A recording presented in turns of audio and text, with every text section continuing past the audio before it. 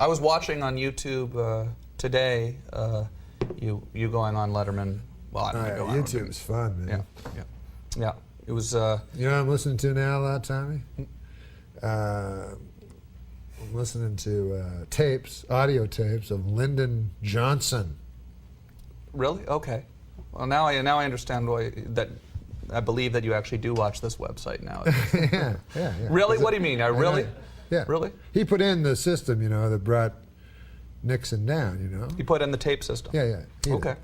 And and his are way more entertaining than Nixon's. So he put it in.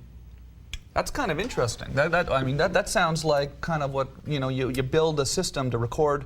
He did that obviously, so he was very aware that it was there. Yeah. So like he was sort of almost doing a radio show. He did what you do. He was Rupert Pupkin. Lyndon Johnson was Exactly. Rupert. So what are you? So the funny ones okay. were sometimes they're really funny. Just like the Nixon ones, the funniest ones are when there's all these Nixon tapes that you can listen to in the Library of Congress that have nothing to do with Watergate. They're way the fuck funnier. Like it's just Nixon talking about his wife and shit. And like one time his in-laws are coming, he's like, "I think I'll go stay at Blair House. I don't like that lady with her cooking." And you're like, oh, it's weird, it's the president. How many hours of these tapes have you listened I've listened to a lot of them. But the Johnson ones are the funniest. So anyways, you probably didn't know this. I never fucking knew this. And the guy from the New York Times may or may not have. Anyway, fucking Sam. He's checking his watch going, what's the Simpsons made so far? Anyways. Doing a little Rickles. Yeah. So, anyways, what was I talking about? The Lyndon Johnson tapes. Yeah, so this, I didn't know this. Lyndon Johnson, he's wins his election, right? He's way ahead in the polls, like a week before the elections come. And his chief of staff, they have a party, because they're so happy, because next week they're going to be president again for 4 more years. So they have a big party at the White House, and his chief of staff goes across the street to a YMCA and blows a dude. Wait a minute. So the next day... I gotta take my jacket off here. This is ridiculous. What happened here? Yeah, that's what happened. Say that again. Okay, so Lyndon Johnson, right? Yeah. He's going to win. Yeah. He knows he's going to win. He's way ahead in the polls, as long as nothing crazy happens, right?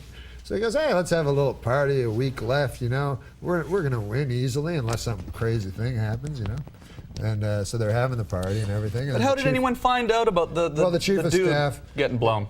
Because the chief of staff, well, listen, if you go into a Y and blow a guy, right, but you never know. But it just came out. Did this actually come out in the press? Yeah, like they had a sting operation. And is this on the tapes? Is this on the tapes? It was funny because it was in the old days, so the press couldn't say that, So they had to say it in language that the audience didn't even kind of understand.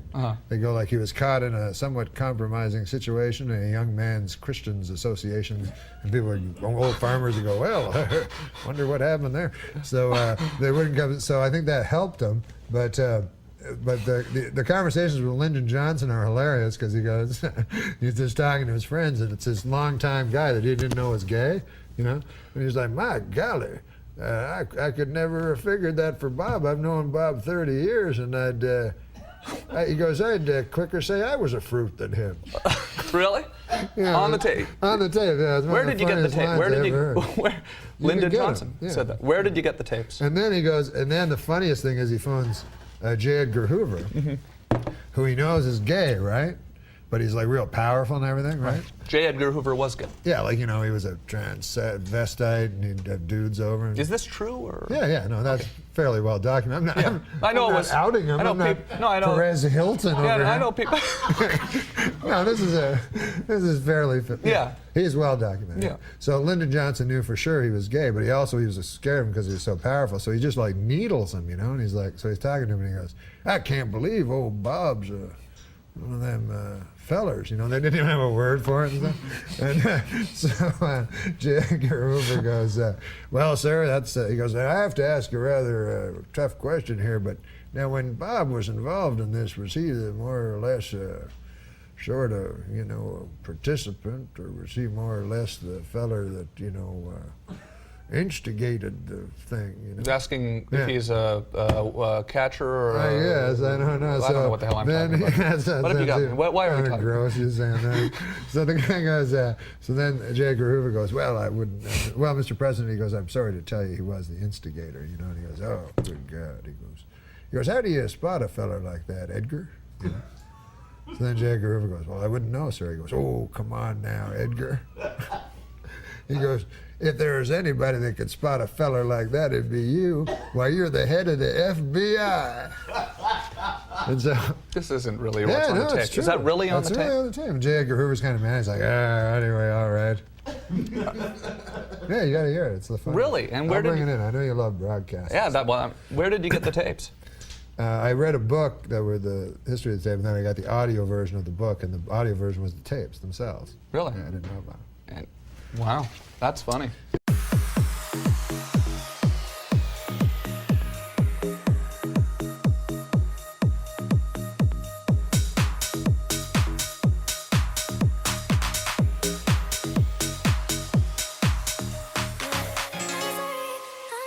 I'm sorry about me.